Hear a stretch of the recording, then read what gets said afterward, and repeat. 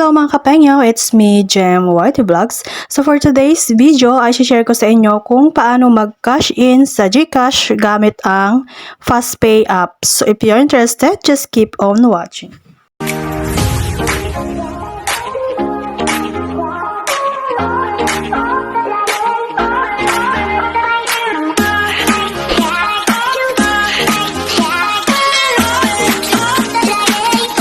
Una nyo nga gagawin pag na-open nyo na ang inyong FastPay application ay click nyo tong send money. So kung wala pa kayong nailalagay na mga pangalan or recipient, ganun, click nyo lang itong add recipient dyan sa taas. Then fill upan nyo itong mga kailangan.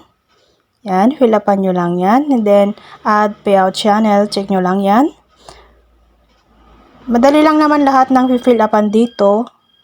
Dahil ang ano lang naman dito is yung last name, first name, middle name. May nakalagay dyan na check this box only if the recipient does not have a middle name. And then Philippines mobile number. Tapos gender, date of birth, yung province, city, yung address nyo yan sa Philippines. And then yung email, optional naman. And then relationship with recipient. Click nyo lang yung arrow na ganyan. So, mamili kayo dyan kung sino ba yung, kaano-ano nyo ba yung sesendan nyo sa inyo sa kanyang GCash. Ayan, mamili kayo. Pwede rin kung sa GCash mo mismo, ayan, lagay mo ang self.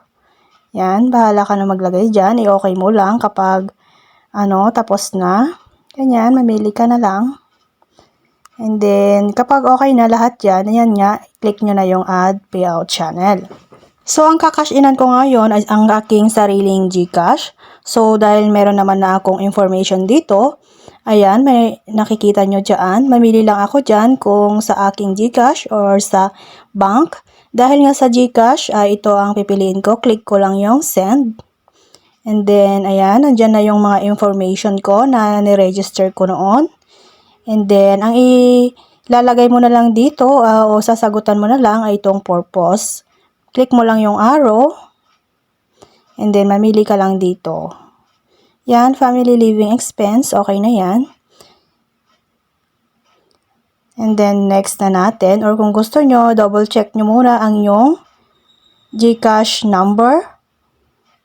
Then click nyo na yung next. Then mamili na kayo dito, select payment method kung saan nyo babayaran. Sa Family Mart, 7-Eleven, OK Mart o High Life. Sa akin ay Family Mart. So, click ko yung Family Mart. And then, next. And then, agree ko lang yan. And then, dito, ita-type nyo na kung ilan yung ika-cash in nyo. So, ngayon ang palitan is 1.7638. Ang 1 NTD. Gusto ko ay 2K plus lang. So, maglagay ako dito ng 1.2 or 1.5 na lang. Ayan nga, 1.5 NT nga. And then, kapag na-receive na sa aking GCash ay 2,646 pesos. And then, meron siyang transaction fee na 99 NT. So, kapag okay na, click lang itong send money. And then, yan, pwede nyo rin siyang i-double check. Dahil nga may mga points din. So, pwede nyo mabawas din sa inyong babayaran, kagaya nito. Ayan, may minus 6 NT din ako. Kung gusto ko yan para males din ng 6 NT, maski pa paano, ayan, i-click ko lang yung ganyan. Para mabawas na siya. So, kapag okay naman na to, ayan, i-click lang natin to. I declare, and then, submit. So, ayan, ito na yung ipapakita natin sa Family Mart na barcode para i-scan lang nila ito. And then, bayaran mo na ito, 1,593 NT dollars. So, ganun lang siya.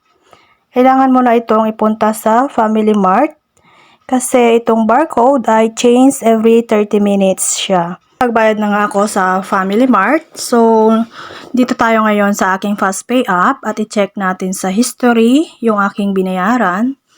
So, ito na siya, yung 1,593 NT. May nakalagay nga dyan na payment receive. So, click natin, i-open natin siya. Then, ito yon, transaction details, makikita nyo dyan. And then, ayan yan, may nakalagay dyan na payout channel. Then, yung marireceive ko sa aking GCash ay 2,646 pesos. Itong FastPay apps nga, ngayon ay hindi na siya kagaya dati na sobrang bilis lang, na minutes lang, nandyan na agad yung kinash in mo sa yung GCash o yung pinadala mo, marireceive mo agad. Hindi na siya ganun kabilis ngayon. Pero marireceive pa rin naman at okay pa rin. Para sa akin ay okay pa rin ang FastPay app. Yun nga lang, kung nagmamadali, hindi siya ganun mag-try na lang kayo ng ibang apps. So, dito sa FastPay app ngayon, yung bagong nila is, kapag yung transaction made nila na 2 p.m. onwards, today will be processed on the next banking day or no weekend processing. So, ngayon ay Friday. Ngayong umaga din ako nag-cash in. So, ibig sabihin mamayang hapon pa darating o marireceive yung kinash in ko sa GCash. Pero, kapag hapon ako nag-cash in, halimbawa, ngayon Friday, nag-cash in ako ng mga 2:30, ganun, lagpas ng alas 2 ng hapon, hindi ko na yon marireceive ngayong araw na yon.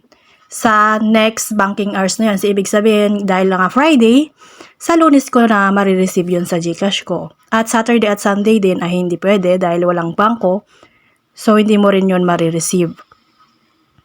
Dahil no weekend processing din sila. So, kaya ngayon maaga ako nag-send o nag-cash in para mamayang hapon marireceive ko pa rin. So, ganun ang bagong patakaran ng FastPay ngayon. So, inopen ko nga itong aking GCash account para maipakita sa inyo na hindi ko pa nga nare-receive yung aking kinash in kanina. So, as you can see, 14 pesos pala ang laman itong aking GCash account. So, mamaya ipapakita ko sa inyo kung dumating na o na-receive ko na itong kinash in ko ngayon, at babanggitin ko din o sasabihin ko din sa inyo kung ilang oras bago siya dumating. May nag-text na nga sa akin yung FastPay apps. Ito, so na-receive ko yung text na to ng 3:04 ng hapon. At nag-send ako ng pera kaninang pasado alas 9 ng umaga. So ngayon check natin yung aking GCash kung meron na ang laman. So ayan nga.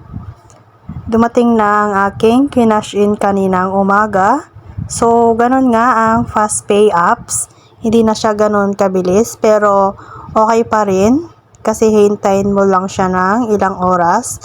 Kung hindi naman kailangan agad yung pera, ay okay pa rin ang FastPay apps. Dito na lang ang aking tutorial mga kapengyo. At kung bago pa lang kayo sa aking channel, please like, comment, share, subscribe at pakiclick na din ang icon bell para ma-notified ka pag may bago akong upload. See you again mga kapengyo.